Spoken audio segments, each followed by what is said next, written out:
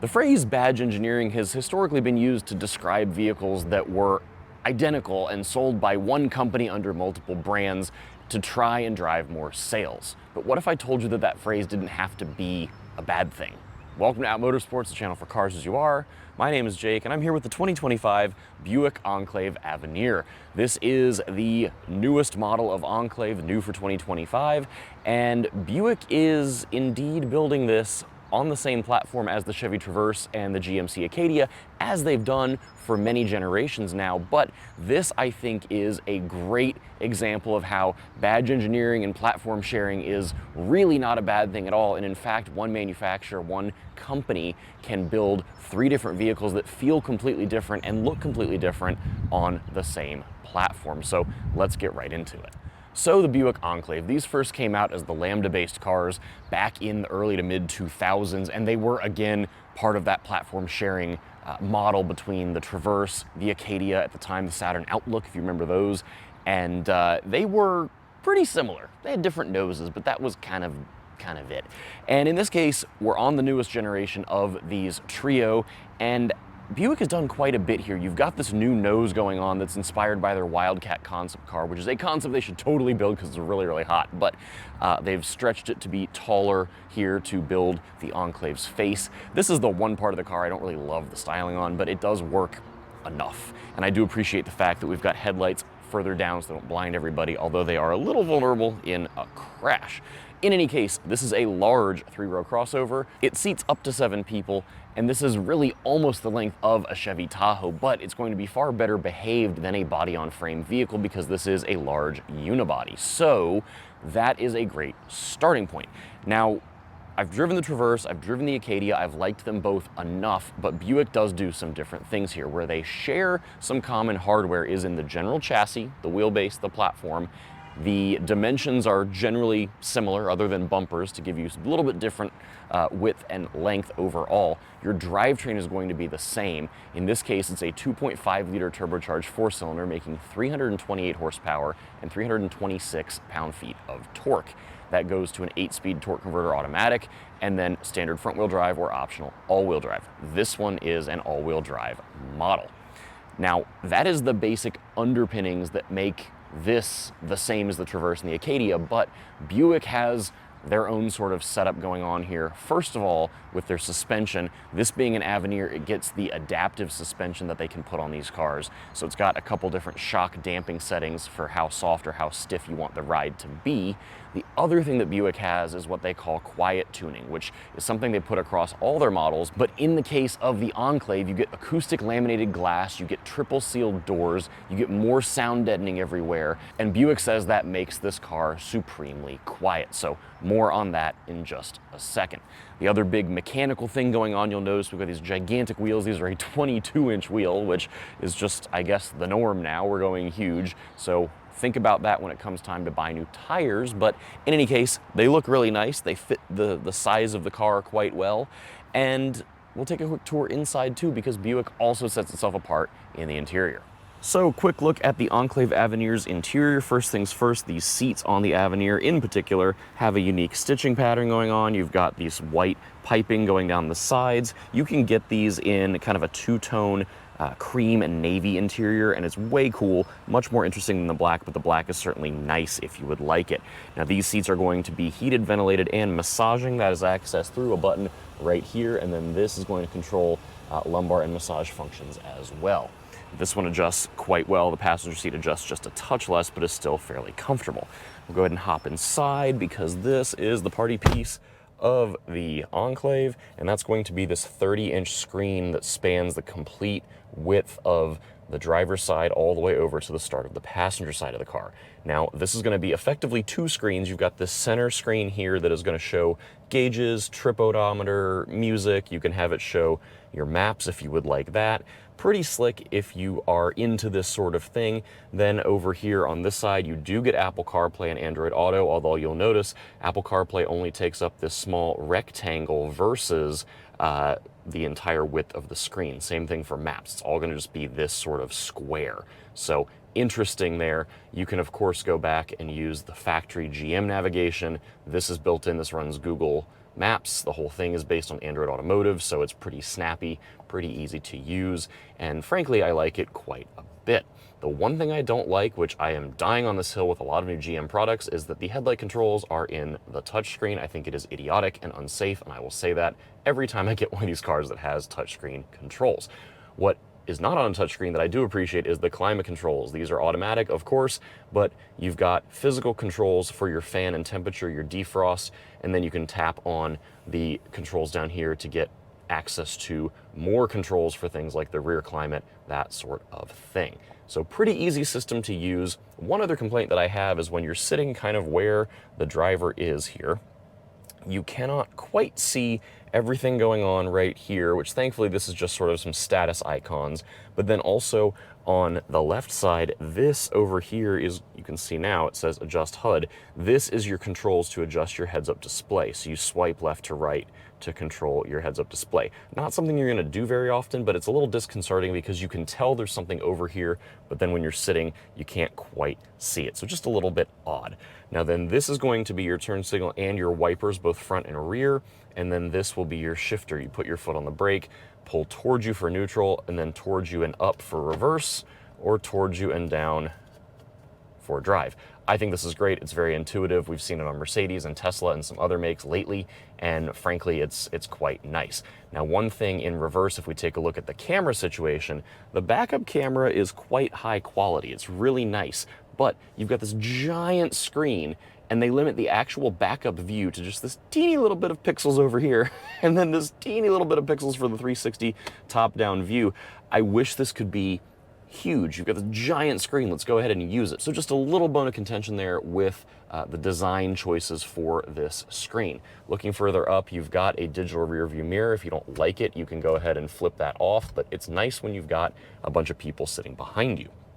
One other thing with the steering wheel, you notice this one has the big black band at the top, which means it's got SuperCruise. So it is GM's hands-free level 2 LiDAR mapped driver assistance tech. It is one of the best on the market. It is not full self-driving, but Teslas are also not full self-driving. Nothing is right now. However, it is very, very, very good. We'll talk more about that in the driving portion. That is turned on by this button here. And then you've got your other speed controls here for cruise control, your voice command button if you care about it, which I usually don't. This L is for your low range when you are trying to shift, because the shifter itself only has reverse neutral drive. So if you're in drive, then you can push L and it will put you in low mode. There's also paddle shifters here and here if you want to just choose the gears in particular.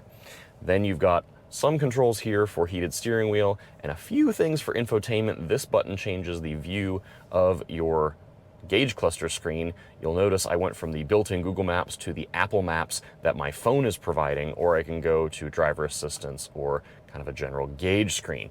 You do have controls on the back of the steering wheel for your audio. This is for volume on this side, and then skip tracks is on the other side. Now looking further down, you've got a nice big dial for volume for your infotainment, a wireless charging mat right here, and then plenty of storage, little spot here, a couple cup holders, and then you've got a flow-through console. If you've got a little bag or something, you can put it down here, maybe an unruly child, I don't know what.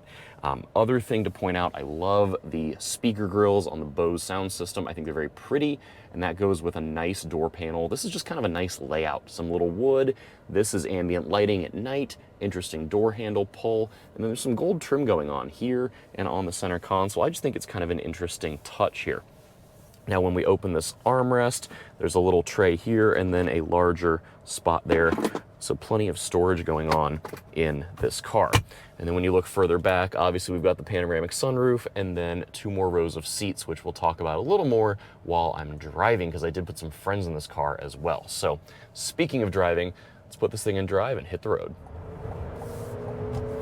All right, so let's talk about driving this Enclave, and first things first, I'm going to complain about the engine because you can hear it, and I really don't like that with this 2.5 liter. I've said it in the Traverse, I've said it in the Acadia. I just think it's got plenty of power, plenty of torque, but it's just kind of coarse and coffee grinder sounding, and it just does not befitting of a car that costs this much. This is a $65,000 car, and I just think when you put your foot in it, just, no. It's not great. The exhaust in the third row is apparently quite drony. I've heard that from my friends that rode back there yesterday before I started filming, and just that is the one thing about this car. It's so lovely otherwise, and just doesn't do it for me. Now that said, it makes sufficient power and torque, especially down low. It feels plenty punchy, at least off the line, up to about 30 or 40. I would say overall acceleration is a little bit languid. I think I'm using that word correctly. It's just not super inspiring, if you will. That's not really the point of the car, but it should be, I think, quieter and a little stronger everywhere for what this vehicle really is. Now, the rest of the car is quite lovely to drive. You've got pretty good steering for what this is. It's a little light when you're in the tour mode. There is a sport drive mode that will firm the steering up and firm the suspension up. And the suspension in particular does truly feel different in Tour versus Sport. In Tour, which will be your normal drive mode, I would say it's a little soft, it's a little wallowy perhaps, but that's kind of what you want in a car like this. You're not looking to carve corners. When you hit these expansion joints, you can feel it kind of just take a little set before it really catches itself, but not in an uncontrolled way. It feels pretty nice, all things considered. And then in Sport mode, it stiffens up quite a bit to where, you know, you're not gonna think it's a sports car by a long shot, but it is pretty nice for how well it transforms. The steering becomes kind of comically heavy, to be honest. I think the steering in the Tour mode is really the sweet spot. It's got enough feedback. It's pretty numb for what it is, but again, it's kind of what you want in a car like this. It does not have to be the quickest off center. It's a little slow, but you know, you still know where the front wheels are. It's just not the most communicative. It's all, I think, just fine. And then the brakes are pretty good. They've got really good initial bite. This car has excellent braking performance. The different magazines and websites that have done instrumented testing have been very impressed with the actual measured stopping distances from 60 to 0 in particular. I, of course, am not doing any measurements of all this, but it feels really good. It's very confidence inspiring, especially for how big this car is. So the driving experience as far as the controls and how everything works is generally good. I don't like the engine. I wish they would offer a hybrid. I wish it didn't really sound and kind of behave the way it does. It's just all a little off for me. And that's kind of a bummer because the rest of this is also quite nice. The screens, I kind of complained about some of the viewing angles and some of the controls there, but generally it's a really snappy system, it's a smart system, and then SuperCruise is really just phenomenal. It's still top of the market for driver assistance tech. Me and 4 friends, drove this car about 2.5 hours round trip yesterday, which means nothing because you don't know what day it is. But in any case, we drove this car, and I would say for 2 of the 2.5 hours, i.e. all of the highway driving, SuperCruise did the work, including in a very heavy rainstorm. It could still see the lane lines, it could still do all the driving, and all you have to do is keep your eyes pointed forward and be ready to take control. But it is just a brilliant system. It changes lanes for you. It's really well done. The Bose sound system in here, I usually have a lot of things to say about Bose, but it's very different for every make and model of vehicle it's in. It's really good. It's very well done, very well tuned in this car. I like it quite a bit. The seats I also think are pretty comfortable, although I mentioned the driver's seat is more adjustable than the front passenger seat for tilt and rake and things. Not significantly different, but it feels just a little more adjustable to where I'm more comfortable in this side than I am the passenger side. Visibility in here out the front is really good. The dash is pretty low. You've got a long cowl, so it does feel like you're sitting fairly far back. There's a lot in front of you, but not unmanageable by any means. But then pretty easy to see out of. The door sills are relatively low for a brand new family car sort of thing. When you look out the back, you've got giant C-pillars at the very rear. However, you've got pretty good mirrors, and then the digital rear view mirror is very helpful because you don't have to worry about people or things being behind you inside the car. You can still see what is behind you there. So this is generally a very comfortable car. It is indeed very quiet when you're not laying into the throttle to get that coffee grinder going under the hood. It's really quiet in here. Yeah, that acceleration, just that noise. It's such a quiet car otherwise. I wish they had done more quiet tuning under the hood. But this is a really interesting example of how badge engineering and platform sharing, you know, can be it doesn't have to be a dirty word. This is a great example of the Traverse, the Acadia, and the Enclave all feeling different and having their own identities. I do think that this is perhaps the best example of what the platform can be, as you would kind of hope, given it's the most expensive one, but this is really only like $1,000 more than an Acadia Denali if you're looking just at sticker prices. And I think it is by far the preferred one to get over the Acadia Denali if you're okay with the styling, because it feels truly that much nicer to me. The Acadia, I think, makes a little more sense on the lower trims, and then the Traverse is great as more of a basic entry level, less frills sort of variant. I think the chassis in general is nice. I think the platform is a good starting point. As I've said, don't love the drivetrain, but other than that, these are well executed crossovers. If you need a large 3-row unibody for your family or whatever, they're good. So, you know, there's minimal nits to pick here. The only thing worth considering, like I said, this is about $65,000. Hyundai just dropped the new Palisade Calligraphy, and it's pretty nice, and it's gonna be less than 65 grand, I guarantee you that. And you can have it as a hybrid. And I just think that that's going to be a pretty solid competitor for this, even though, you know, are you going to cross-shop Hyundai and Buick? Perhaps not, but certainly something to think about when you look at things like the Mazda CX-90, the Toyota Grand Highlander, the Acura MDX, the Lexus TX, those sorts of things. I think this does stand out in its own way as far as what you get for the price point. I think it's going to be nicer than something like a Grand Highlander. It's going to undercut the Acura and the Lexus by a pretty significant margin, by almost $10,000, if not more. And as far as the Mazda is concerned, this is a larger vehicle. It has more space inside. It is using the space that it's got better than Mazda does, especially towards the back of the vehicle. So Mazda does offer the plug-in hybrid and the turbo inline-6, so their drivetrain's a little more preferable, but this is a really compelling package.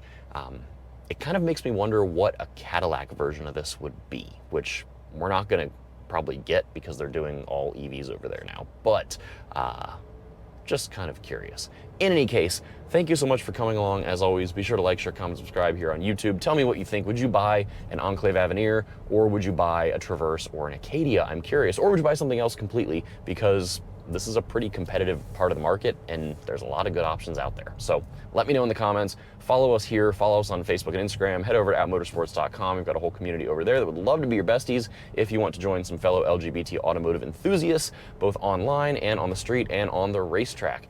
Till next time, stay safe, be well, see you again soon.